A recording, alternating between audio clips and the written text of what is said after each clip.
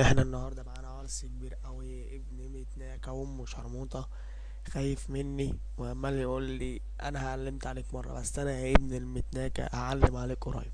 وتعالوا نشوف مع بعض. شايفين طبعا ابن المتناكة جايب لي ايه؟ شايفين انت طبعا بيقول لي شوف السادس ده ابن المتناكة. هنشوف. استنى بس ثواني. شايفين ابن المتناكة بيقول لي مش وقتك، ابن الوسخة عايز يتناك. ابن الوسخة. شايفين بيقول لي ايه؟ العرس خايف ابن المتاكة يقول لي انا مش بليكوا تاني. طب انت خايف ليه يا ابن المرة الوسخة؟ بدل انت مش هتهيكني، ما تهيكني كده يا ابن المتاكة وريني. ابن المتاكة خاف. ما هو ابن متناكة واحد امه شرموطة. هنسمع السونج دي على شرف المتناكة امك. Easy rap school, easy rap school.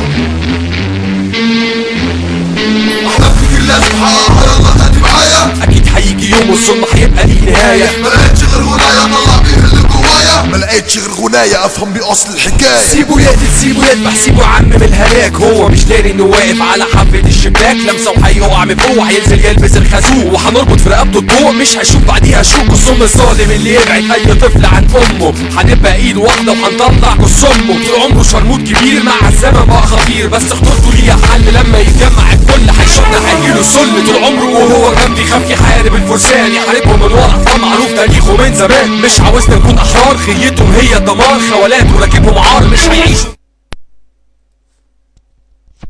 طبعا كده هو دي نهاية الفيديو، شكرا.